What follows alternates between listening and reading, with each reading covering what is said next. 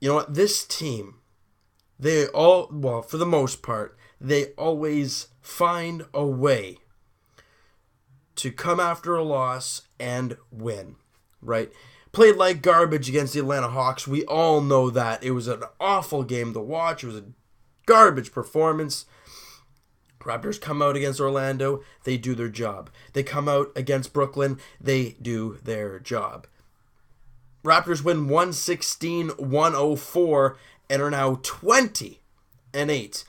Something they didn't accomplish last year until game 33 of the year. They didn't get win 20 until then. So that was it's a pretty darn good accomplishment if you want to ask me. It says that they're doing a very, very good job this year, and we know they are. You know, they've got to the 20-win mark in 5 less games. They're looking much better offensively. They're rolling. The defense, there's times where it gets a little shaky, but you know, it is what it is. Every team has their defensive lapses. So let's talk about this one a little bit. It was really in no question. The Raptors had the game pretty much all the way. They won by 6 in the first quarter. They won by 12 in the second quarter. They won by 1 in the third quarter, and they lost by 7 in the fourth quarter. But they were in control at that point, and that's the way the cookie crumbles. And that's the way, well, the Brooklyn Nets crumbled. I mean, you could see, obviously, with Brook Lopez out of the lineup, you expected, you know, the Raptors to have a big game because he's their main guy that rips apart the Toronto Raptors, and he was out of the lineup today. So you expected a win.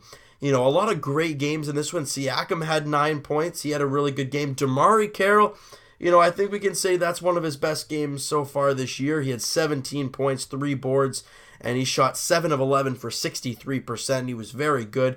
JV had 10 and 14, so he was efficient. You know, not a great percentage, only 37%, 3 of 8. But you know what? Put up 14 boards, obviously with Brook Lopez not there. You expect that to happen. Kyle Lowry puts up 23 points, gets 4 rebounds, 8 assists, and 3 steals. Just what a great job. He was 8 of 12 as usual, and 3 of 5 over 50%, 60% shooting the 3. That's the norm now. DeMar DeRozan, you know, he had a rough night. We know that. Played 29 minutes, only had the 15 points, 4 boards. No, I'm reading Kyle Lowry's stats. 15 points, 1 board, 2 assists. I mean, you know, he shot 6 of 20, which is 30%. Just not DeMar DeRozan-esque, but that shows you what this team can do. With DeMar DeRozan not playing at his best and really not that great in general because he wasn't getting the calls heading to the free throw line, that's where he is his best. You have the other players do their thing, right? We talked about it. DeMarre Carroll had a big night. Lowry was just, I mean, he's Lowry. He's unbelievable, but he stepped up a little bit more. Obviously, putting up 23 points and also having 8 assists to go along with that was huge. A guy we've been praising. We've been wanting him to play more. We said it in the last video when he had 8 points in 8 minutes. We're like, he's got to play more. With not Corey Joseph, you know, with Patterson out of the lineup, Norman Powell gets more minutes. He has 27 in this one. He gets 21 points. We were heard, people. We were heard.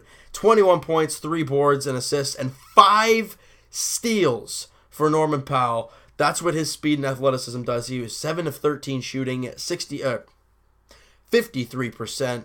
You know, he was very good. Corey Joseph, guys, you know, he had a quiet, really good night. 11 points, 7 rebounds, and 4 assists to go along with that. So you know what? Statistically, other than DeMar DeRozan, a great night overall. You know, I think we can all agree with that. The Raptors shot the ball more or less well. Obviously, the last few minutes they didn't because they had all the rookies out there and things like that. Ended up 46%, 44% from deep. You know, it was just a game where the Raptors, in my eyes, and in everyone's eyes pretty much, they outplayed the Nets. And that's what you expected, right? Not just because it's the Raptors versus one of the bottom seeding Brooklyn Nets. It's because, you know, they don't have Brook Lopez in the lineup. And the thing, we didn't have Patrick Patterson as well. I understand he's on and off. You don't really know what you're going to get from him from one day to the next.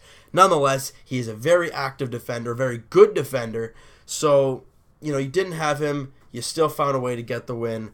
That's what we like to see, right? I think we can all agree that that was a beautiful, beautiful game, move on. Would I have liked their points to be under 100? Yeah. But, hey, you know, it's what's going to happen when you throw out the rookies late in the game. You're going to give up some points. It's going to happen. And the Raptors did their job, got the win on a mini 2-game winning streak, but now they head out on the road. Let's quickly break down the road trip. It's a long one. You know, we're going on a decent road swing. So let's talk about it a little bit. We got a lot of, you know, we have some time, so let's break it down. Now, we start off in Utah to play the Jazz, who are having a very, very good year. Not sure what's going to happen in that one, right? So then after that game, you head to Portland to play Damian Lillard and the Trailblazers. Then you go to Golden State. Oh, that's going to be fun. And then on a back-to-back, you face the Suns in Phoenix. Not Arizona, not like hockey. No, it's still Phoenix, people. Then you go to LA to play the Lakers. And then you play San Antonio.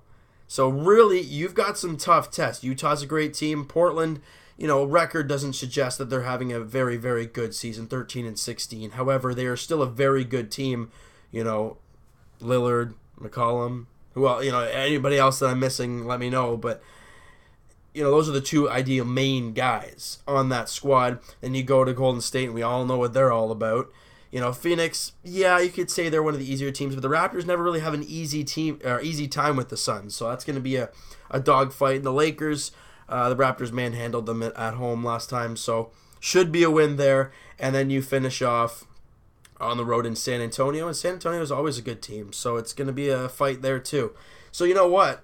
It's not an easy road trip, but the Raptors are going into the road trip winning 2 straight. They're 20-8. The second best record in the Eastern Conference, and they're looking good. I mean, I can't be mad with that, right? It's just we can't. So, you know what? That is going to do it for this one, guys. If you enjoyed the video and you enjoyed the game, hit that like button. I do appreciate it. Hit that subscribe button if you guys haven't already. You know, hop on board the Raptor train. That makes no sense, but you know what? I said it anyways. Comment down below, guys, what you thought of the game. And Norman Powell. Every time this guy gets extended minutes, he finds a way to step up and just be a beast. So, let me know what you guys think about Norman Powell's future with this team. I'm curious what you guys have to say. I think he's got a really, really bright future with the squad. Does he fit? You know, let me know what you guys think, and we'll talk to you guys Thursday night Leafs edition, Leafs Avalanche, and Friday night Raptors edition, Raptors Jazz. We'll talk to you guys then. See ya.